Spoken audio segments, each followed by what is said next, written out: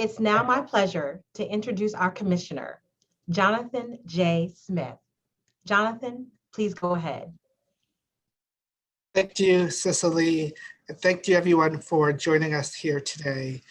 We appreciate you all taking time to join us to discuss this really important and really sad and tragic topic, but important topic, the rise in attacks targeting Asian American and Pacific Islander individuals.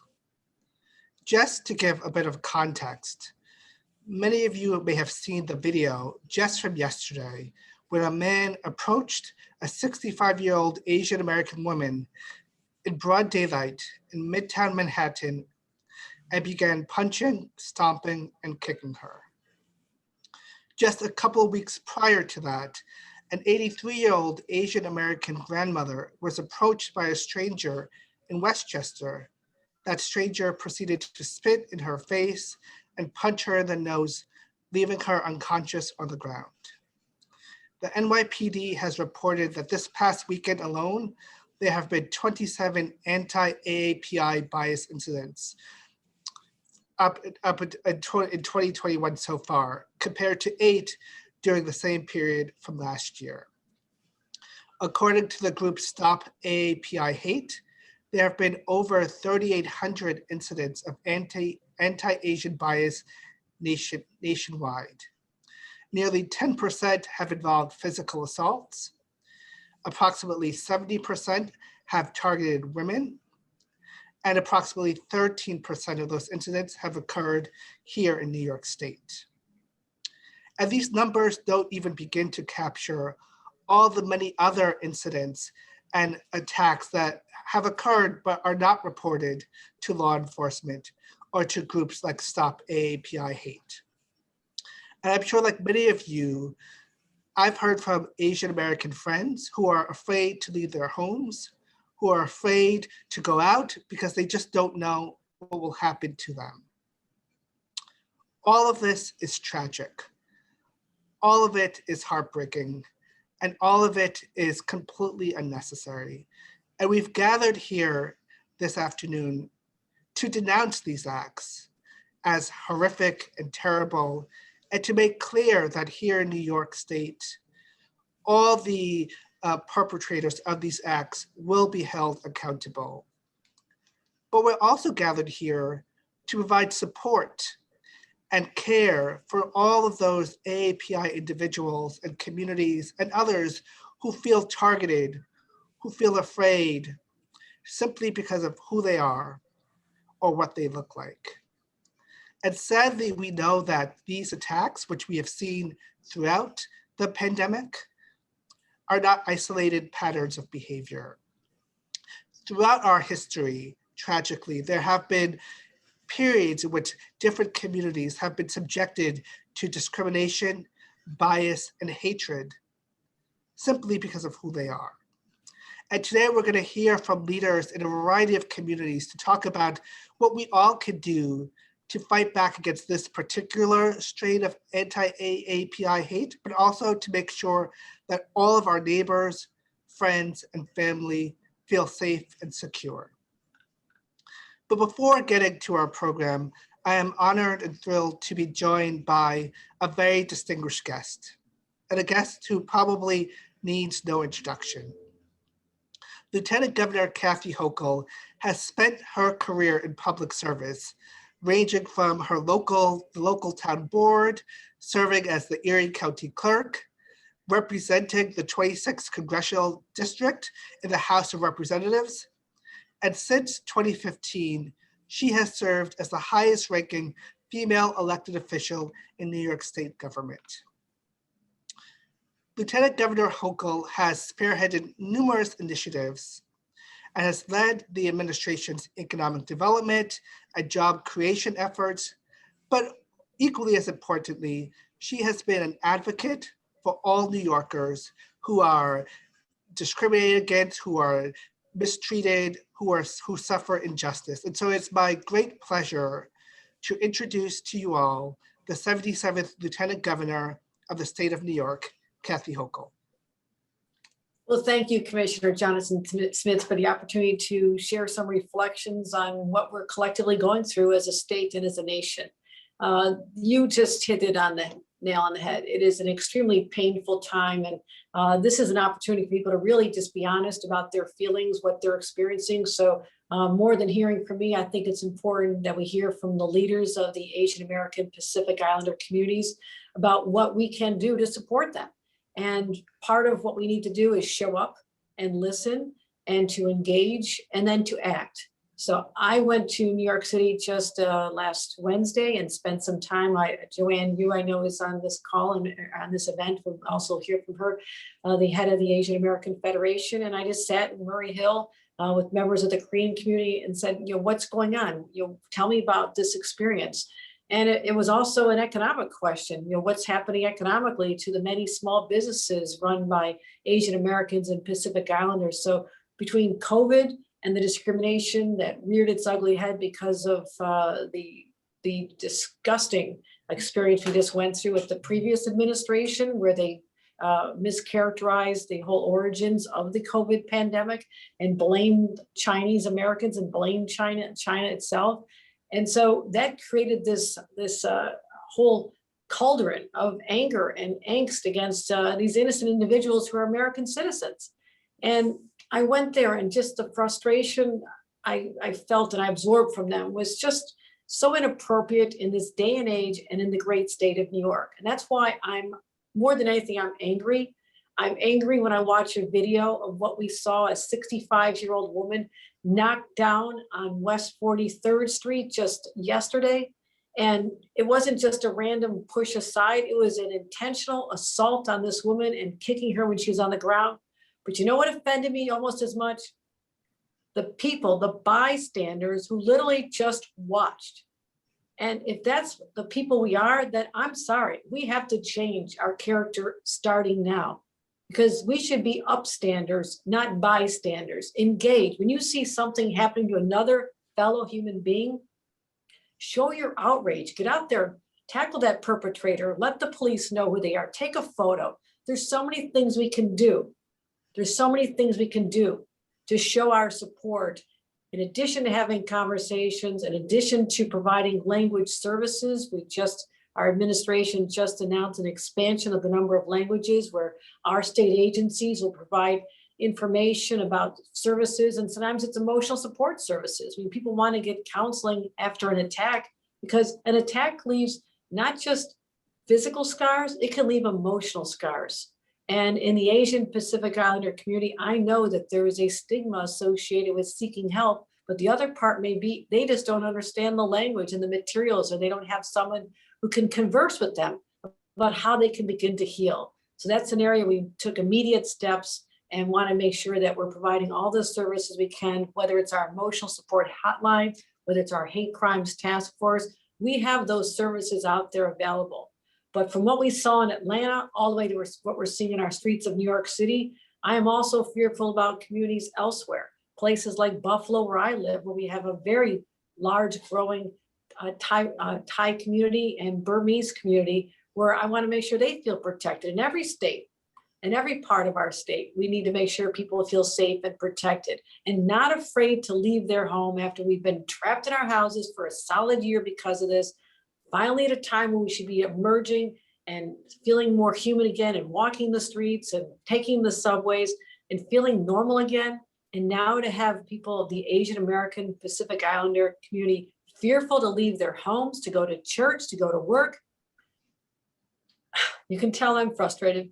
I want to be there to support every one of you. I'm going to continue showing up in person. I went to Chinatown in Manhattan. I was in Murray Hills, I mentioned. I went to Flushing to talk to the business leaders, and I'm going to continue engaging and listening. And again, I want to know the action plan that the community thinks that we can do to continue to protect them, because there should never be incidences of hate in our state against anyone because of their race, their religion, their origins, their ethnicity. It stops right here, and it stops right now. So thank you. Thank you for hosting this. Thank you for hosting this and bringing this opportunity to share our feelings.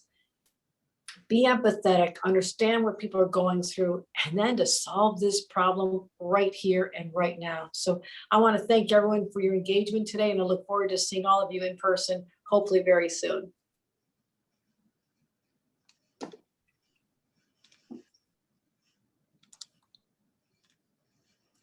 Thank you, Lieutenant Governor Hochul.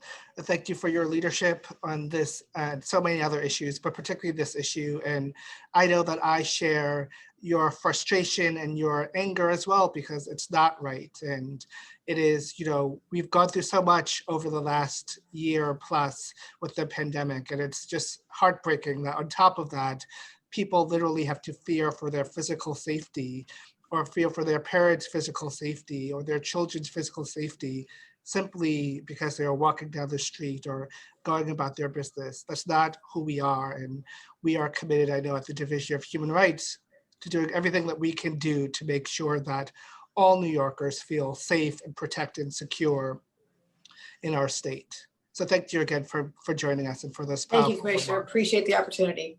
Thank you.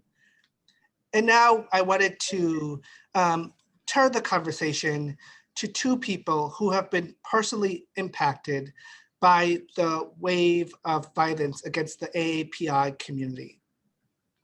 On February 16th, just a few weeks ago in Phoenix, Arizona, Juanito Falcon, a 74-year-old Filipino man, was attacked completely unprovoked while out for a morning walk.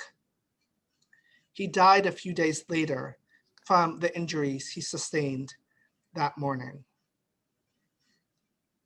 While I will note that local law enforcement have not yet determined whether Mr. Falcon was targeted because of his race, as we all have seen far too many times, these types of attacks are occurring way too often and way too frequently in every part of the country.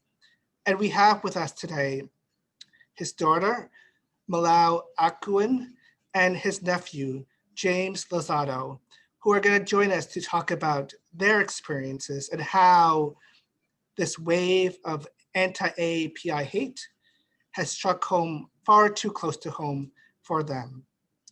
Malou? Hi, everyone. I'm Malou Acunin, and my family and I live in Phoenix, Arizona. So I'm speaking today about my dad. He was at the wrong place at the wrong time. Those were the words said by the detective handling my dad's case. When I talked to the prosecutor of my dad's case, those were the exact same words he said. He was at the wrong place at the wrong time. After taking my kids to school, my dad did some errands and went on a walk outside the mall. That was when someone came to him, punched him in the face and left. My dad fell to the ground, hitting his head. He sustained a bad head injury and died a couple days later. It was an act of violence, unprovoked, senseless violence. He was hit in the face for no apparent reason. It's because he was at the wrong place at the wrong time. I was with my dad in the hospital. I witnessed all his hardships. When he got intubated, he went to the OR. He deteriorated and later succumbed to his death. This has scarred my family emotionally, knowing my dad's life was taken in a violent way. The mental anguish and torment of abuse replaced in our minds over and over again. I can see him on his deathbed. I can see his bruises on his face. At this point, I feel that it's not a safe environment for us to be out in the community. If you're Asian, would you feel safe to go out? If you're a mother, would you not worry that your kids might get mistreated and bullied because they look different? If you have elderly parents, would you not worry of their safety when they're out by themselves? I would be, since that incident with my dad. There's constant fear that something bad might happen or that someone might harm or abuse us simply because we are Asians. When will we feel safe again? When will we be protected? How long will we live in the midst of hatred, racism, and division? Why does there have to be a wrong place or a wrong time to find ourselves in? What happened to my dad and what is happening in our country can be avoided, and it should be stopped. And I'm crying for justice for my dad and for all the victims of the attacks against AAPI and equality for all. Thank you.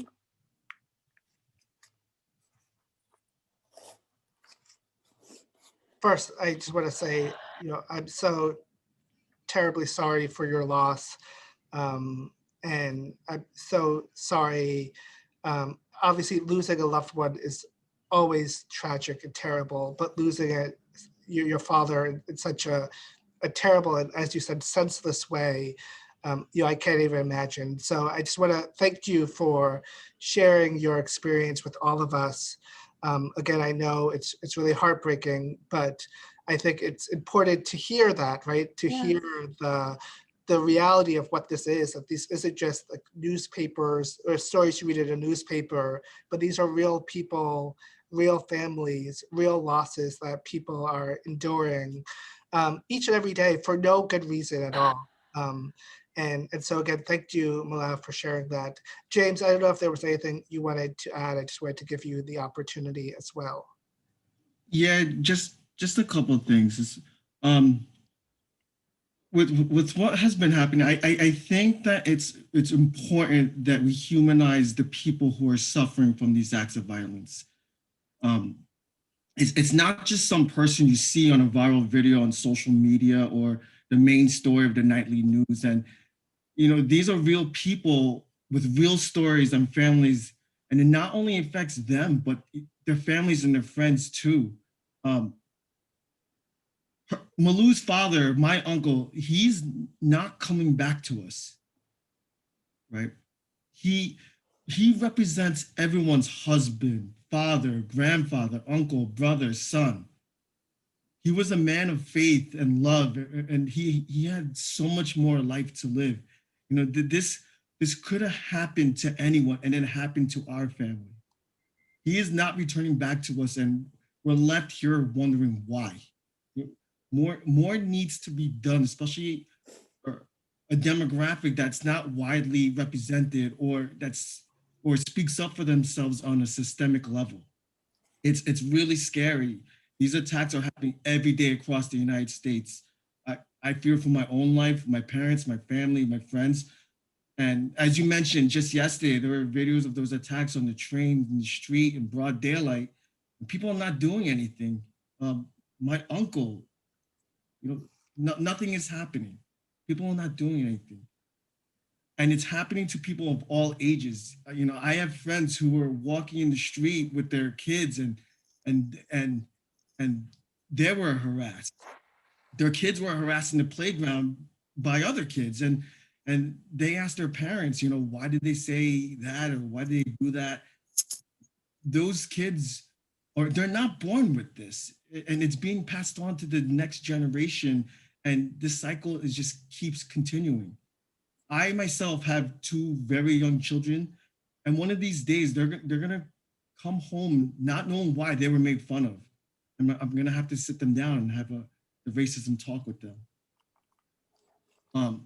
As we have these conversations, I hope that every ethnicity continues to be enlightened and eventually become more accepting of their differences culturally and treat each other with kindness. And I feel that we're far way away from that, and that more needs to be done. This is a really sad situation and a sad reality that we live in. No, thank you, James. And again, thank you. And again, as well to you. I'm so sorry for the loss of your uncle and the pain I'm sure that you are feeling as well. And thank you again for coming and sharing with us and for, being that reminder, right, that A, that these are real people, real families, but also B, just as importantly, that there's something that all of us can and should be doing in response to this, right? That it's not just enough to say that's terrible, that's horrible, and then to go back to your life, but all of us, whether it's being an upstander like the Lieutenant Governor just mentioned, or working or reaching out to family or friends or communities, there's something that all of us can do to be responsive to what's happening. And all of us, if we all work together, if we all stand together, if we all are united, we can, make sure that people feel protected and safe. And when tragic and unnecessary events like what happened to your uncle and to your father happen, that there could be true accountability and true justice in response. So thank you both for sharing these your really painful experiences, but also I think it is important to humanize this and to make this not just about the statistics and the numbers. With that, I did want to bring in, we're fortunate to be joined by a panel of experts, both in regards to the AAPI community, but also into other communities that have unfortunate experience dealing with this type of targeted bias and hate rhetoric and hateful actions and incidents. And so we're joined by three great speakers, Joanne Yoo, the Executive Director of the Asian American Federation, Scott Richman from the New York, New Jersey region, who is the New York, New Jersey Regional Director of the Anti-Defamation League, and Singh, who is the Senior Manager of Policy and Advocacy at the Sikh Coalition. And I have a few questions for our panelists, but if you have questions as well, either now or as they're speaking, I encourage you to submit them using the Q&A function, which should be on your toolbar in Zoom, and we'll try to get through as many questions as possible. And so, Joanne, I wanted to, if I could, start with you. But really kind of just picking up from what we just heard, we've seen over the last few weeks, all of these horrific and tragic events. We haven't even spoken about what happened in Georgia a few weeks ago, but that's yet another example of all this anti-AAPI bias playing out. And so, I just, want to start with, you, I know, have been kind of working very hard even before these issues, kind of became, kind of front page stories, working with community members all across New York and probably beyond. And so I'm just curious to hear from you, what has been the reaction from the community members you've worked with, to everything that's been happening over the last few weeks, months, years in terms of anti-AAPI bias? Sure. Thank you so much for convening this, because I think it's really important for communities to stand together. And I just want to really thank you. You're a commissioner, but I call you Johnathan because we're friends. And I very much cherish our friendship. And it's really hard to hear Malou's story, because that's our father who she will never see again. And so, our community is going through a lot of emotions. It's a roller coaster ride. We are enraged one day. We are tearful the next. We are scared. People are afraid to leave their homes. I'm afraid to leave my home. Soon as the Zoom is over, I'm going to have to go to a press conference to stand to demand some action for the woman who got beat up in front of a luxury apartment building and nobody did anything for her. She was on her way to church for Palm Sunday. And so I think our community is still just reeling. I don't think all of the advocates, I don't think we've even had the time to even process what we're feeling. It has been incredibly overwhelming. And just when we think maybe we'll just get a little bit of a breather and it will just, things are the hate incidents will slow down. Then boom, we have another, something on video to watch. And, what I really want to encourage my fellow New Yorkers is that those videos are really hard to watch, and it's really hard for me to watch. because I don't want to be the face of Asian hate crime, because I should not have to go out and talk about my own pain of watching my community being scared and getting targeted. But this is the world we live in, and I would like for our friends and allies to realize that what the pain, this has been our reality for the last 13 months, since last January, of just walking around with a target on our back and just trying to figure out how do we get support for what we're going through, how do we make people understand. And I know other communities understand this, because I'm the first one to say we've seen how the African American community gets targeted. Ultimately, when everybody asks me what is a solution, where's this coming from? It's coming from racism, and it's coming from the fact that we've never had honest conversations about what does racism, xenophobia, anti-Semitism, homophobia, what is, Islamophobia, what does that all look like? And what that looks like is Malou losing her father, and the fact that people are getting beat up on Palm Sunday as they go to their Sunday services. So. And actually, if I could just pick up on that point, because one of the things that I think has really struck with me, and I think many people, is the fact that AAPI women have been particularly targeted by a lot of these attacks and incidences. And I ask this, as an Asian American woman yourself, I wonder if you have thoughts of why do you think it is that we've seen, obviously it's not exclusively attacks against women, but I think Stop AAPI Hate says 83% against women, so a great percentage. So why do you think that is? And again, and can you speak to, you kind of already touched on this, but the fear that and the impacts that has on a community, when in many ways, you see that women, and particularly older women, you're very kind of vulnerable members of a community, are the ones who often are the ones who are targeted in these attacks. Absolutely no, because I think we're getting targeted because of our size. We're small, for me, I know everybody's going through this, and all of the Asian American women that I talk to have a similar story to share. We've all had somebody say horrible things to us. We've all been called names, all the microaggressions.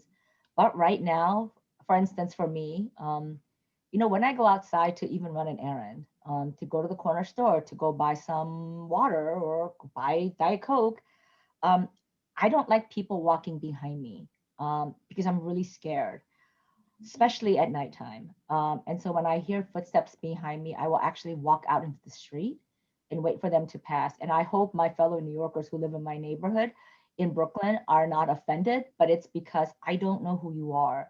And I'm afraid. I'm afraid of you.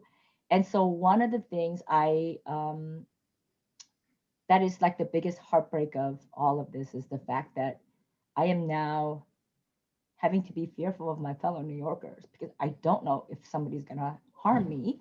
And so there are all of these extraordinary measures that I have to take to go outside. I'm trying to, go get my second vaccine and trying to stay alive during the pandemic. And then yet I'm not sure if I'm going to be able to go out, if I'm going to go outside and go for a walk. And somebody's going to do something horrible to me. This is so commonplace. And my fear is the fact that the people who do this to us are buying are counting on us to be quiet and counting on our silence. The fact that there may be language barriers. There are so many reasons why people attack us, but I personally think it might be size. I'm 5'3", I'm not that big. It's easy for somebody to push me down pretty hard. And then, those are the safety concerns that I think about. I talk about this with my female staff members and my friends, and we all say the exact same thing. We all have these concerns, and we're trying to figure out how do we keep ourselves safe as we go out and go to work, we go grocery shopping, take the kids to school, right? Like, we're trying to live our regular lives, but we don't know how, because we don't know who's going to harm us. And we don't know if it's, the person standing next to us, or is it a stranger? I've been threatened in my own neighborhood. When I go out for a walk, people have, said some horrible things to me, and have, they pass me and then they double back. And I know all the small businesses in my neighborhood, so I feel like that's like the one thing that is saving me, that if I ever get scared, I can run into one of the small businesses. But in many places, as the Lieutenant Governor talked about, in places like Buffalo, where there isn't like a robust Asian American community, where do they go? How do they, who do they get to talk to? How do they get the help that they need? And so the shame of all of this is that we are having to build the plane and the runway as we're trying to take off. We need to figure out what the programs are. We need to figure out how to empower our community. We have to do upstandard training. We're having to do de-escalation. Everything is going on all at once. And it has been really overwhelming, and it's been really emotional for all of us. And it's been tough. It's been tough. I'm really sorry to hear that. And I'm also, I know you've been working nonstop, but again, I do want to personally just thank you for your leadership and for your courage, despite your own fears that you talked about, to continue to do the really important work that you're doing, to stand up and to speak out, because that is really important. And one of the things that I know the Lieutenant Governor mentioned, and I think Joanne, you mentioned too, we know that these attacks, there's some correlation to the pandemic, and particularly some of the language that we heard from the former president and others, who have sought to blame one country or community, for this disease, which is obviously false and wrong and terrible. But we know that there's a connection there. And when I think about that, and Sim, I want to turn to you. I think about what has happened, what we saw happen after September 11th. Which I think is, the context is very different, but in the same way where we see how politics and how rhetoric is used to scapegoat a community. And one of the things too, which I think, it's really, I think, powerful to have you and on behalf of the Sikh Coalition here, is that, we saw after September 11th, and also, after then candidate Trump was on the trail for presidency back in 2015, 2016, we saw the ways in which a similar rise of anti-Muslim, anti-Asian hate crimes, and oftentimes, I know the Sikh community, who is not Muslim, but who, may be perceived as Muslim by many people, was the target to that. And so I was wondering if you can, both talk about the kind of historical similarities that you see or don't see in what's happening now, and how your organization and your community, has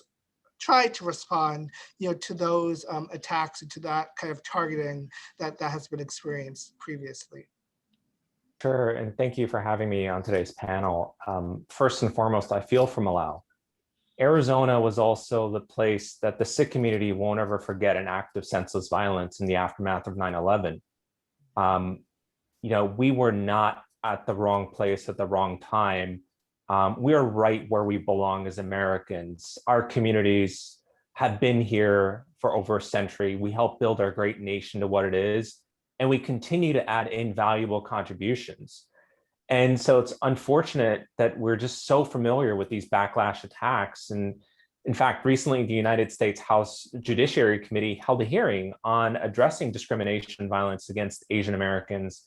And what's notable there is because policymakers are starting to understand and draw parallels between hate violence and backlash impacting the AAPI community and what had happened to the Sikh American community, the Muslim community, the Arab American community, and everyone else who was impacted in post 9/11 backlash.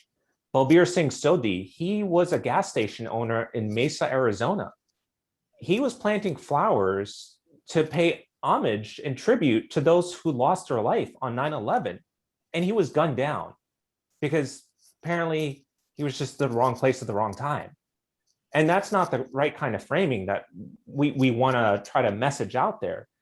I think there's a larger challenge between what the Sikh American community had to deal with when it related to these backlash attacks and what we're seeing right now with the AAPI community.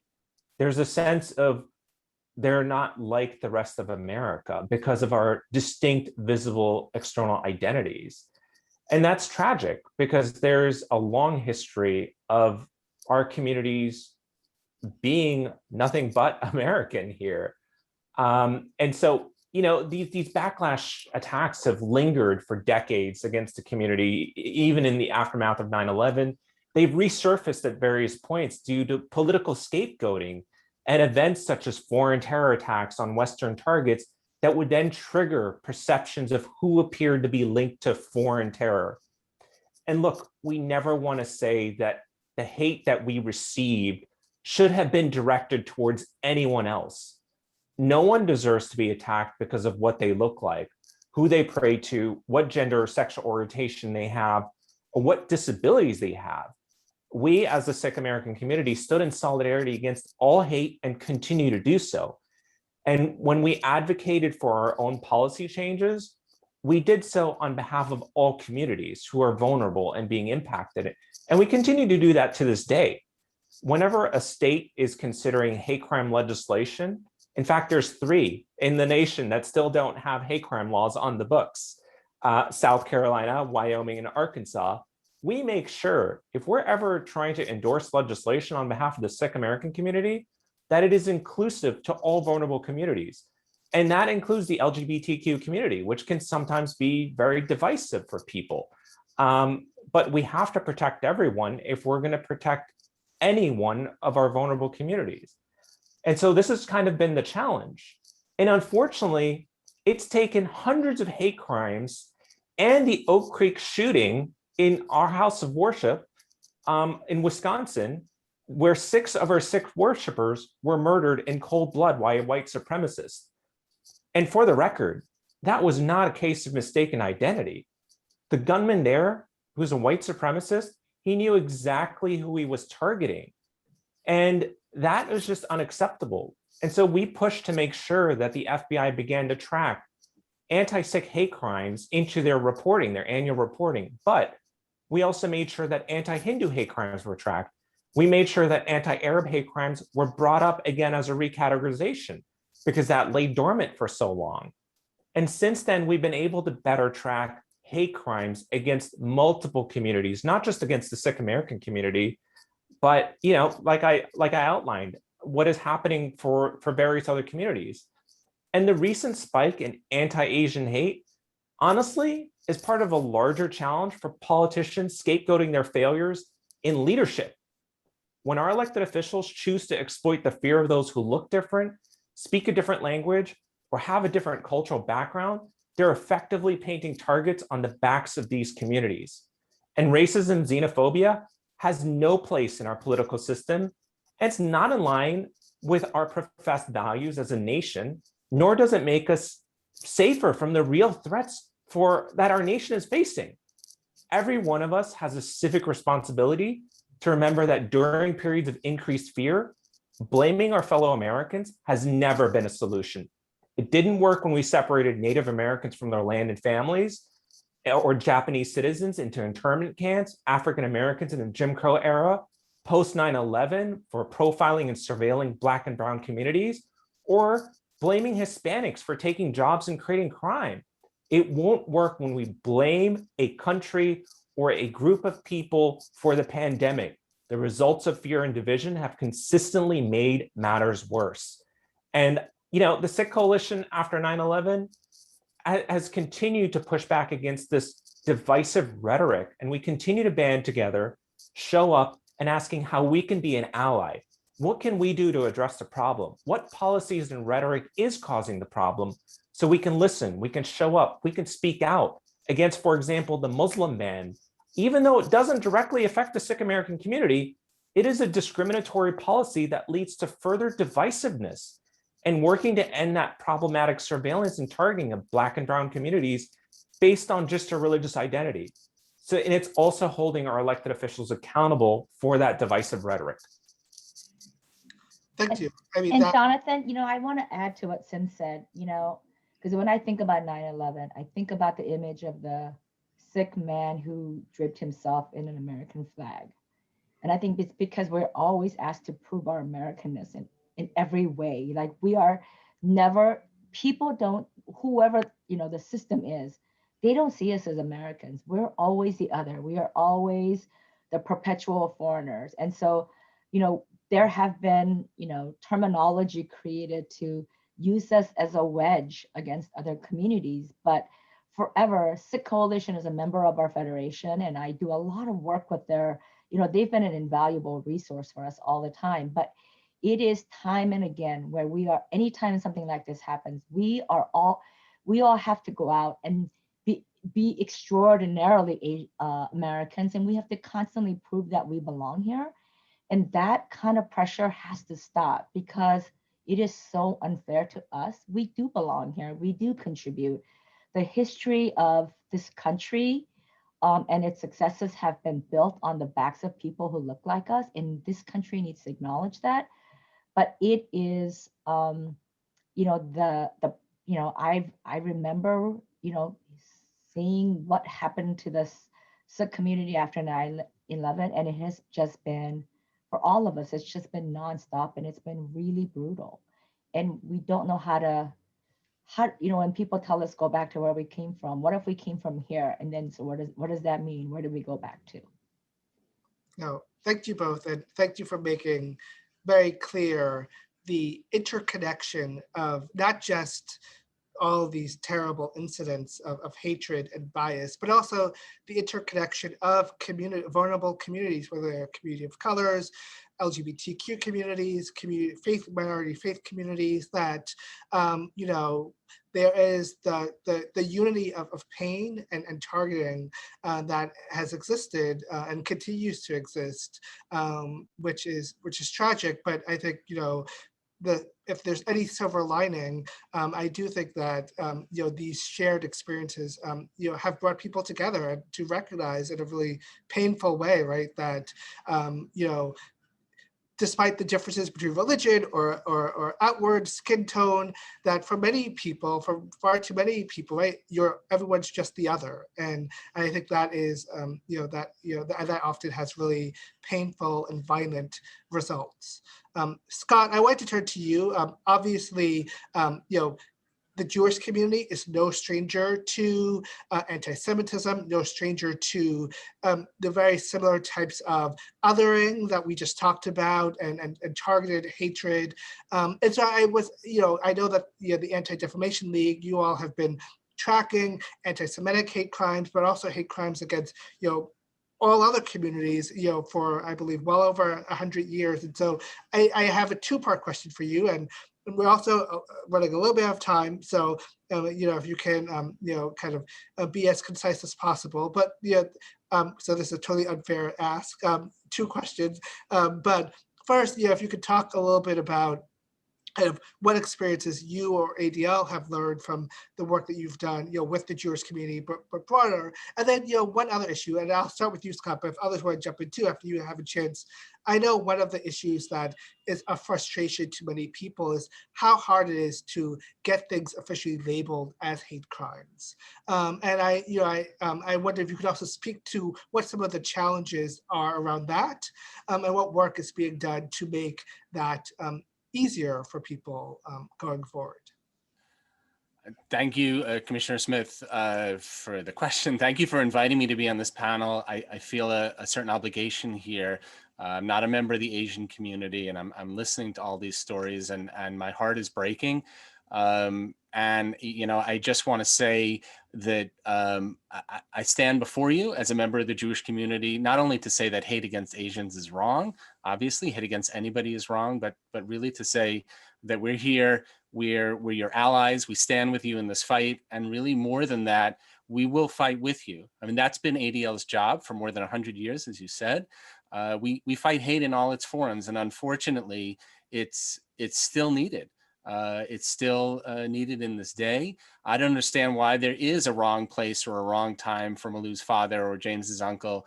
You know, I don't understand why, several of you mentioned that that people were not intervening when this woman was knocked down, the 65-year-old woman. They did more than that. If you watch the video, the people who were bystanders, they actually closed the door. I mean, that is such a metaphor for what's going on. It's not just that they stood by, but they closed the door. I mean, closing the door on hate, that's horrific. I mean, it's such an image that lingers in my mind.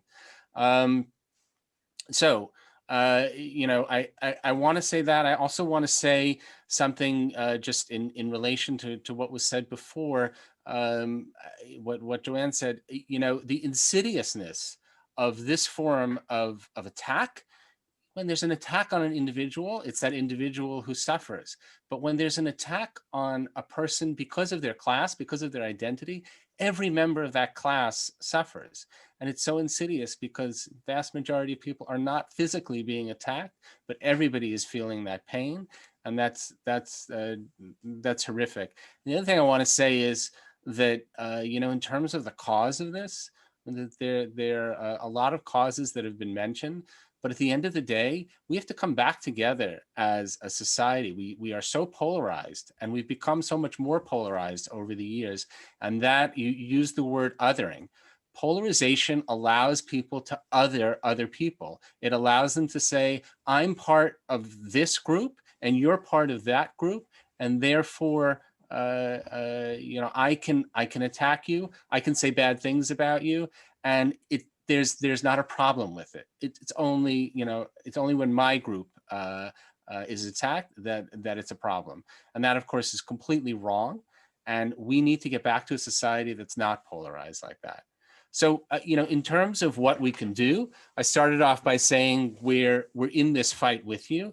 And I just want to mention a few things, a few ways. ADL has 100 years of experience in fighting hate in all its forms, not just against Jews, but against every community: Asians, Blacks, Latinos, LGBTQ+, etc. So first of all, as you say, it starts with reporting. It starts with calling it out. Our leaders must stand up and say that this is wrong. They have to use their bully pulpit. And also, people have to report this hate. That's a big issue today.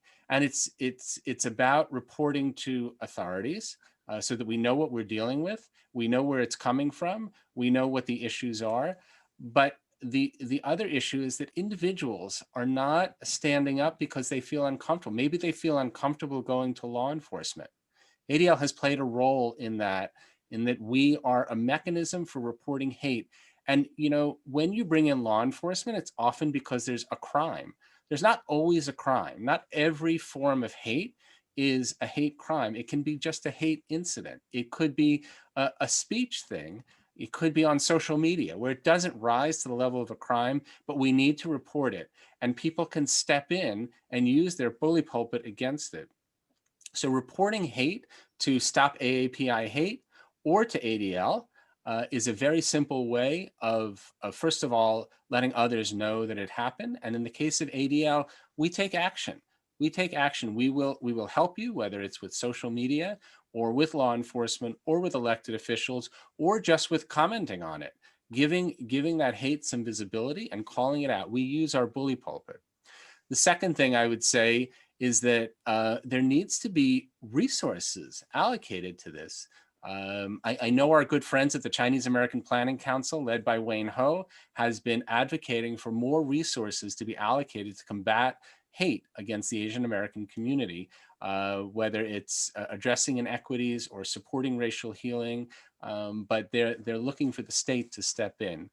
I spoke a lot about the role of leaders and the role of individuals, but I also mentioned this idea of hate online. So last week, ADL came out with its online hate and harassment report.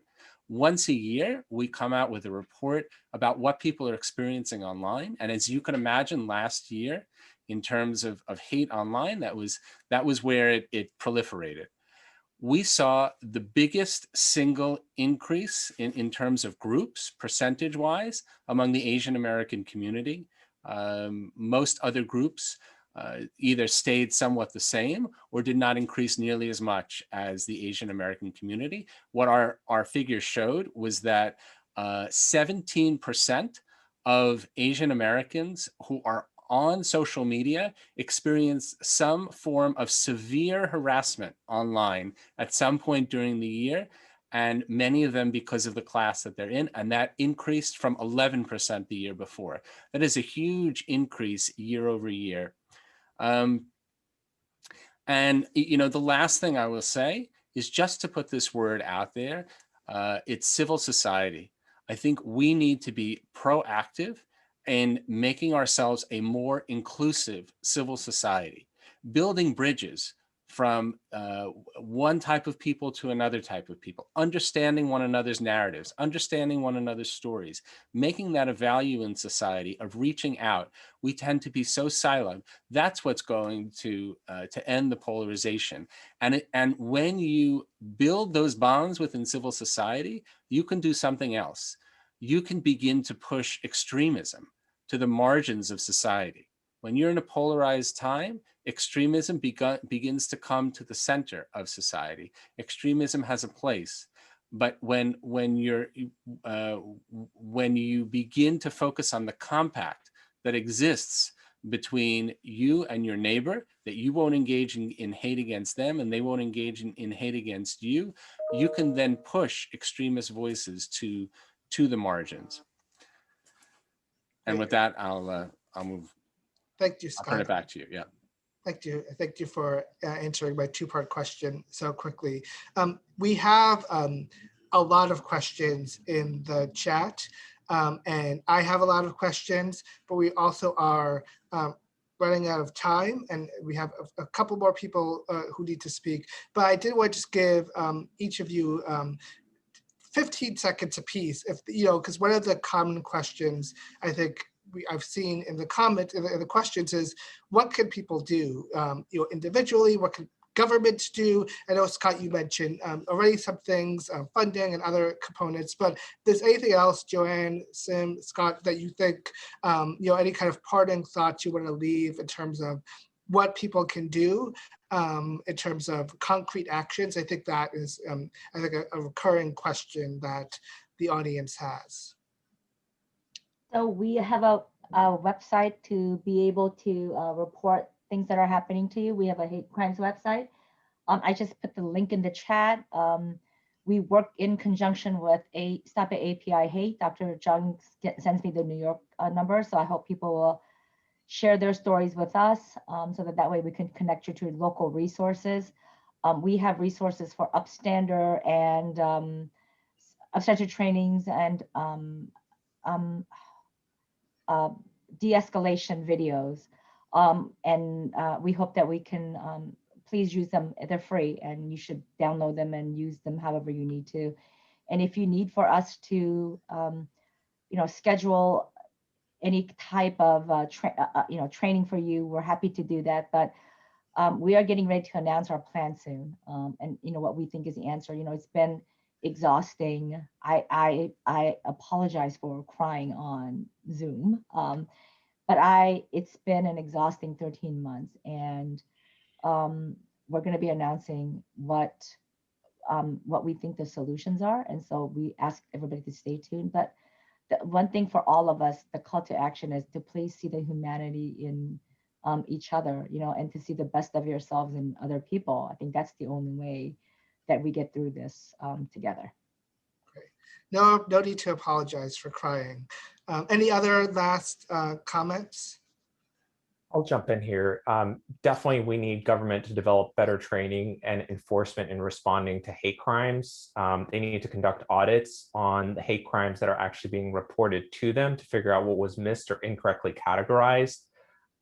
We need to make sure that community organizations are directly funded as well, according to the state budget, so that they can continue doing some of the great outreach work that is out there for Asian American organizations as well. And for those who are watching, contact your state representatives, your legislators, your local politicians, ask them what they are doing about this matter, because it can't just all be coming from the Asian American community voicing their concerns, outrage, and demand for action here. It has to come from everyone in the community, because if we're going to end this once and for all, we have to stand up for everyone else.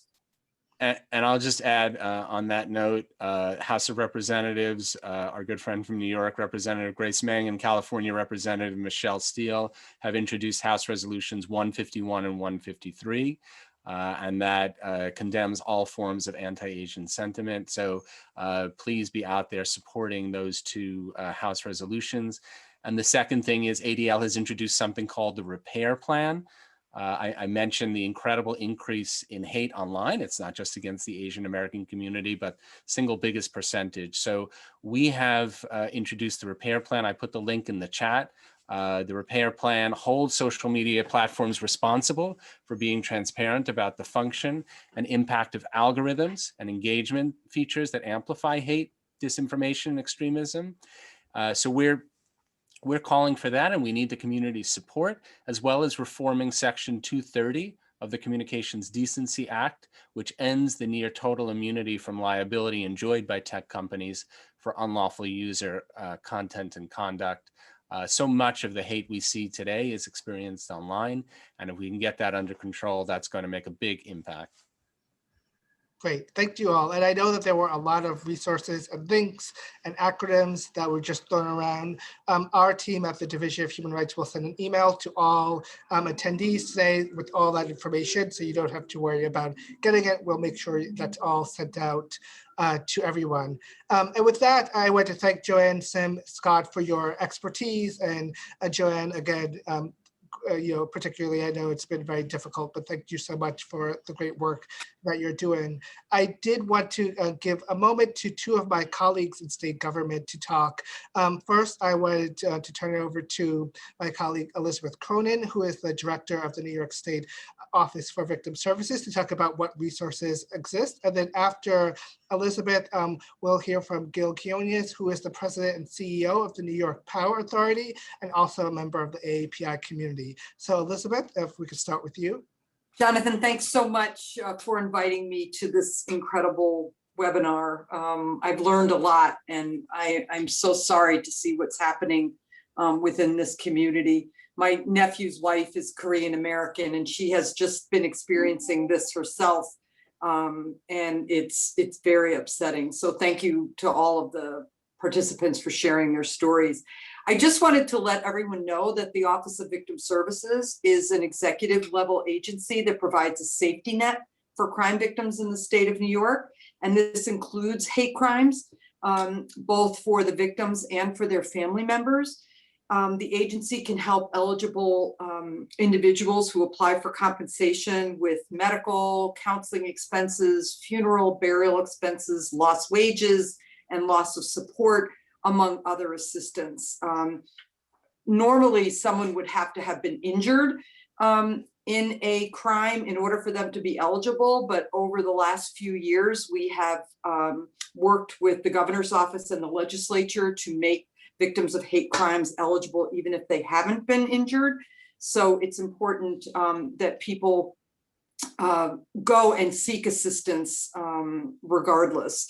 I also want to point out that not only does OVS provide financial compensation, but we also fund over 200 programs that assist victims with compensation as well as with other things. We encourage victims to coordinate with a local victim assistance provider. You can find one on our website at www.ovs.ny.gov, and you can locate a program that will assist you wherever you live. We fund a number of programs in the New York City area. And in fact, we have two programs in Manhattan, the Womankind that was formerly the New York Asian Women's Center, and the Saki for South Asian Women programs that are funded through us that can assist. The program in Queens is the Korean American Family Service Center. And we also fund the Brooklyn Chinese American Association Crime Victims Assistance Program. So there's a number of things that we can help with. reach out to us, reach out to our programs so that we can make sure that you get the help that you need, and we're there to help you. Thank you, Elizabeth. And now I have the pleasure of turning over to Gil. Thank you very much, Commissioner Smith. Thank you to your staff for putting this together and providing a safe space for us to be able to discuss this extremely important topic. You're probably thinking why I'm here. I think the commissioner gave a little bit of a hint. I'm Filipino American, so listening to Malou and James' story was just painful for me. I believe also that I'm probably the only AAPI member of the state cabinet here in New York State. And it also, I just want to let you know, I'm also Jewish. So this topic is near and dear and very personal to me and my family. This is New York. Diversity is the strength of our city. It's the strength of our state and our nation. We cannot let hate overtake the progress and the unity that we've had during dealing with this pandemic. I assure you, my colleagues and I in state government will continue to condemn these violent attacks and provide a full suite of support and services to our diverse communities. Again, thank you to Lieutenant Governor Kathy Hochul for leading from the front always, and to our esteemed speakers, Scott and then Joanne and Sim. And thank you to all of you for joining today's forum. I look forward to working with you to promote love and friendship in our state. Back to you, Commissioner. Thank you, Gil, and thank you for making the connection about your own background. And again, this has been a really painful year for so many people for so many reasons. But simply heartbreaking what has been happening to the AAPI community and happening to so many other communities over time. I want to thank everyone for joining today. I apologize that we ran a few minutes late, but I hope that you found the program to be helpful, informative, sobering perhaps, but also a reminder that we all have work to do. I want to particularly thank Malou and James for sharing their story with us, and just giving that very human reminder of the cost of all of this hateful rhetoric and actions is having each and every day. If you are a victim or know a victim of a hate crime, please call law enforcement. You could also call us at the Division of Human Rights at 888-392-3644 or reach us at dhr.ny.gov. We will have additional programming and support for the AAPI community. So please follow us, our media, social media, to learn more about those efforts. Thank you all again for joining us. I hope you all stay safe, stay healthy, and I hope to see you all again soon. Thank you and have a good afternoon. Take care.